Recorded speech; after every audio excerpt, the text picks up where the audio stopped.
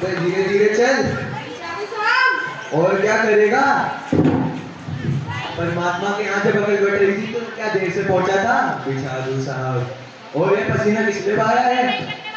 हंसता क्या है रे? अपने जमाने में मैंने भी अनेक कसरतें की हैं। कल से नहाता था लोटो की तरह। और जा बहू जी के कमरे से वो एक दरी और चद्दर लेकर आ जा।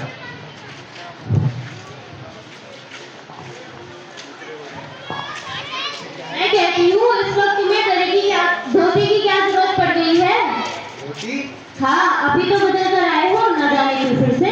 अगर तुमसे धोती मांगी किसने? यही तो कह रहा था रतन। क्यों बे रतन, तेरे कानों में क्या डांट लगी है? क्यों बे रतन, तेरे कानों में क्या डांट लगी है?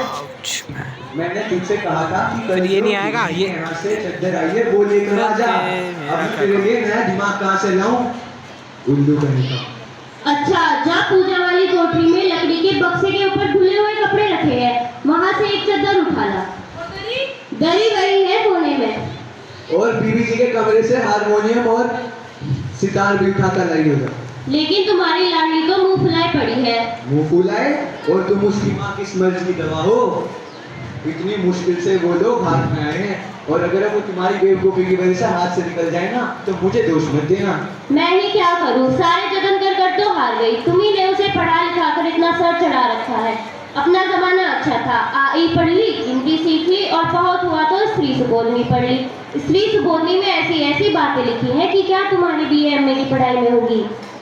अच्छा, वैसे ग्रामोफोन बाजा होता है ना? क्यों? दो तरह का होता है। एक आदमी का बनाया हुआ जिसे तब चाहे जब मन करे तब चलाकर तब बंद कर दो, और एक उस परमात्मा का बनाया हुआ जिसमें एक बार रिकॉर्ड चढ़ा तो रुकने का नाम ही नहीं। हटो भी, तुम्हें भी टिटोली ही सूझती रहती है। ये तो नहीं अपनी उस उमा को राह पर ले आते। अब देर ही कितनी रह गई है उन लोगों के आने में। तो हुआ क्या? तुम्ही ने तो कहा था जरा ठीक ठाक करके नीचे लेकर आना। और आजकल की लड़कियां कितनी ही सुंदर क्यों ना हो, बिना टीम टाम के बाहर नहीं आती। लेकिन तुम्हारी इस लाडली को तो न जाने किस जन्म की दुश्मनी है इन सब चीजों से। न जाने इस लड़की का दिमाग कैसा है, वरना आजकल तो लड़कियों के सारे ही पाउडर का कारोबार चल रहा है। पहले ही कहा था एंट्रेंस पास करा देते तो लड़की हाथ में रहती। चुप चुप, तुम्हें अपनी जबान पर जरा भी काबू नहीं है। मैंने तुम्हें कल भी बताया था कि उन लोगों के सामने सब चीज एक जिक्र और एक ढंग से होगी। अच्छा बाबा, मैं ना बोलूंगी, जैसी तुम्हारी मर्जी, बस मुझे तो मेरा काम बता दो। अच्छा जाओ, उमा को तैयार कर दो। न सही पाउडर, वैसे ही कौन सी बूढ़ी है। आ गया रतन। वैसे तुमने नाश्ता तैयार कर लिया? नाश्ता तैयार है। मिठाई के लोग ज्यादा खाएंगे नहीं, नमकीन चीजें बना दी है और टोस्ट भी। टोस्ट मक्खन तो आया ही नहीं। क्या कहा? मक्खन नहीं आया? तुम्हें भी इस वक्त सूझी है? तुम्हें पता है ना मक्खन की दुकान कितनी दूर है? अब ये रतन घर के काम करे या मक्खन लेने जाए? यहाँ का काम कौन ज्यादा है, कमरा सब ठीक है, नाश्ता तैयार है और चाय भी तैयार है। इतना रतन मक्खन ले आएगा तो ही तो लोग हैं ने। हाँ है तो दोगी, एक तो बाबू गोपाल प्रसाद है और एक खुद लड़का है। वैसे तो मुझे इनकी दकियानुसी ख्यालों पर बहुत गुस्सा आता है। खुद पढ़े लिखे हैं, वकील हैं, सभा सोसाइटियों में जाते हैं, लेकिन लड़की ऐसी चाहिए जो पढ़ी लिखी ही ना हो। और लड़का? तुम्हें बताया तो था, बाप शेर है तो लड़का सवा शेर है। अभी BSc करके लखनऊ में ही मेडिकल कॉलेज में है। कहता है शादी का सवाल दूसरा है और तालीम का दूसरा है। अब वो तो मतलब अपना है, वरना मैं इन लड़कों और इनके बापों को ऐसी कोरी कोरी सुनाऊं। क्या हुआ? अरे प्रेमा, वो लोग आ भी गए। जाओ जाकर उमा को तैयार कर लो और उसे बोलना कि एक गीत तैयार रखे जो वह आकर गा देगी। ठीक है। और उसके हाथों पान भी भिजवा देना। और तू अभी तक यहीं खड़ा है, अब तक मक्खन लेने नहीं गया? अबे इस वाले दरवाजे से नहीं, अंदर वाले दरवाजे से जा। आइए आइए, तशरीफ लाइए, आइए आइए।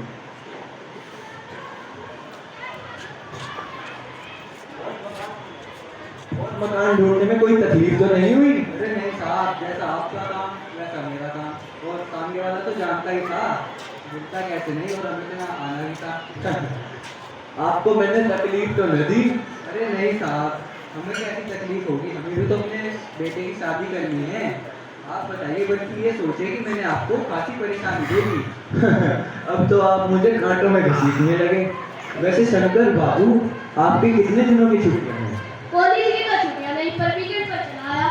और आपका कोर्स खत्म होने में तो अभी साल भर बचा ही होगा। हाँ, एक साल 2 साल। साल 2 साल? असल में बात ये है ना कि मैं एक और साल का वर्जन हूँ। अरे बात ये है साहब कि जो मेरा बेटा शंकर है ना, ये 1 साल को बीमार हो गया था, और अब इस उम्र के बच्चे को भी ऐसे टाइम पे सारी बीमारियां सताती है। एक हमारा जमाना था कि अब एक बार स्कूल से आए तो दर्जनों कचौड़ियां उड़ा जाते थे। भाई साहब, उस समय कचौड़ियां भी 1 पैसे की 2 आती थी, 2। अरे जनाब, वो 4 पैसे की 1.5 सी बधाई आ जाती थी, और अकेले 2 आने की हजम करने की ताकत रखते थे, अकेले। और उस जमाने के स्कूल में तो कुछ गेम वगैरह भी नहीं होते थे, जैसे आज वॉलीबॉल है, हॉकी है, टेबल टेनिस है, कोई ना कोई बस क्रिकेट खेल लिया करता था, तो कोई हॉकी। जी हाँ, उस जमाने की तो बात ही कुछ और थी। जी हाँ, माफ़ कीजिएगा साहब, उस जमाने की जब बात आती है तो अपने आप को जब्त करना मुश्किल हो जाता है। अरे कोई बात नहीं, वह जमाना तो था ही रंगीन। अच्छा, चलो बिजनेस की बात की जाए। बिजनेस? ओह अच्छा, अरे पहले नाश्ता तो लीजिए। अरे आप क्या तकल्लुफ़ करते हैं साहब? अरे तकल्लुफ़ की कैसी बात है, हम तो आपके सेवक हैं। अरे अच्छा, ज़रा माफ़ कीजिएगा, अभी हाजिर।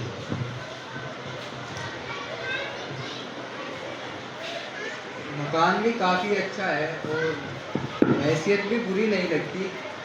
क्यों शंकर? झुक कर क्यों चलते हो? कमर सीधी रखो, शादी तय करने आए हो। तुम्हारे दोस्त सही कहते हैं कि शंकर की बैकबोन सीधी नहीं होती। अरे आप आखिर माने ही नहीं। आपको विलायती चाय पसंद है या हिंदुस्तानी? अरे मुझे आधा दूध और आधी चाय पसंद है, और उसमें चीनी ज़रा ज़्यादा डालिएगा। भाई वैसे मुझे आज का फैशन समझ नहीं आता कि एक तो चाय में ऊपर से इतना पानी होता है, और चीनी भी नाम की डाली जाए तो जायके का क्या रहेगा। हाँ, यह बात तो आपकी सही है। सुना है सरकार ने ज्यादा चीनी खरीदने वालों पर टैक्स लगाएगी। अरे सरकार को जो करना सो कर ले, अगर आमदनी करनी है तो सिर्फ एक चीज़ पर टैक्स लगाए। वह क्या? खूबसूरती पर टैक्स। मजाक नहीं साहब, ये एक ऐसा टैक्स है कि देने वाला चू भी ना करेगा। और बस शर्त यह है कि घर की औरतें अपने स्टैंडर्ड के माफिक अपने ऊपर टैक्स तय कर ले, फिर देखना सरकार की कैसी आमदनी बढ़ती है। वाह वाह, खूब सोचा आपने। वैसे वाकई में आजकल तो ये खूबसूरती का सवाल बेढक हो चुका है। हमारे ज़माने में तो ये कभी खड़ा भी नहीं होता था। कभी नहीं साहब, कभी नहीं। वैसे शंकर जी, आपकी क्या राय है? किस बारे में? यही कि शादी तय करने में खूबसूरती कितना बड़ा मायने रखती है। अरे ये बात अलग है साहब, लड़की खूबसूरत होनी चाहिए, चाहे पाउडर लगाए, चाहे ब्यूटी पार्लर जाए। हम तुम तो राजी भी हो जाएंगे, लेकिन ये घर की औरतें को कैसे राजी करेंगे? आपकी लड़की तो सही है ना? जी हाँ, वह तो आप देख ही लेना।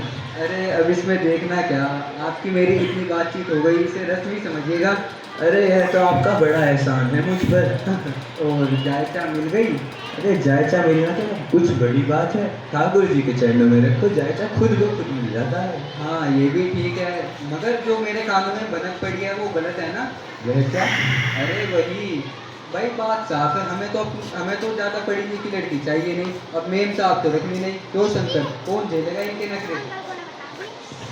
हाँ, हमें कौन सा नौकरी करानी है? अरे नौकरी का तो सवाल ही पैदा नहीं होता, मैंने तो उसे पढ़ाया भी नहीं। अरे बात ये है साहब, मुझे कुछ लोग कहते हैं कि आपने अपने लड़के को बीए पास ग्रेजुएट कराया, उनके लिए बहुएं भी ऐसी लाइएगा।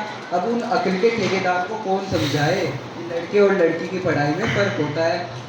जनाब, लड़के बने ही पढ़ते लिखने काबिल बनने के लिए है। अब लड़कियां भी ये सब करने लगी, पॉलिटिक्स पर बहस करने लगी, तो हो गई गृहस्थी। जनाब, बाल शेर के होते हैं, शेरने की नहीं, और पंख मोर के होते हैं, मोरने के नहीं, और दाढ़ी मर्द के होती है, औरत के नहीं। अरे कुछ चीज़ तो मर्दों के लिए ही बनी है, और ऊंची तालीम भी उन्हीं में से एक है। अरे वैसे आपने कुछ खाया तो नहीं? अरे बस पेट तो भरना था नहीं, नाश्ता ही तो करना था, और वैसे भी ये टोस्ट वोस्ट तो मैं खाता ही नहीं। अरे टोस्ट की तो क्या ही बात बताऊं मैं, इनमें तो मक्खन भी नहीं है, मक्खन ही खत्म हो गया था। अरे बेटी जरा पान लाना।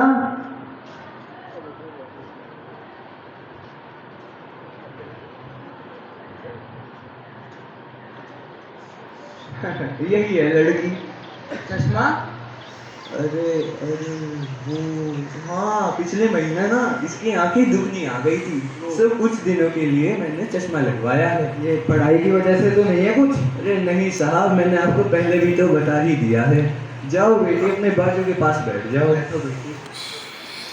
चाल में तो कुछ खराबी है नहीं और चेहरे की छवि भी सही है। गाना बजाना सीखा है कुछ? अरे हाँ उमा बेटी, एक आध गाना तो सुनाओ।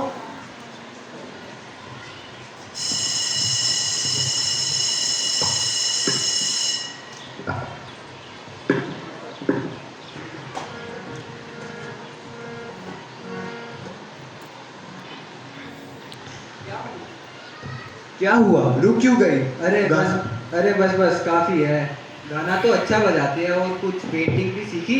अरे ये तो मैं आपको बताना ही भूल गया। वह जो तो आप तस्वीर टंगी हुई देख रहे हो ना, कुत्ते वाली, वह इसी ने ही खींची थी। अरे ये तो काफी अच्छी है। और सिलाई वगैरह? अरे सिलाई का तो पूरा घर का जिम्मा इसने अपने कंधों पर ले रखा है, यहाँ तक कि मेरे कुर्ते भी यही सिलती है। अच्छी बात है। और कुछ इनाम जीते हैं बेटी ने? उमा बेटा बताओ, शर्माती है। वैसे इनाम तो अरे जरा इसे भी तो मुंह खोल लेने दो अब।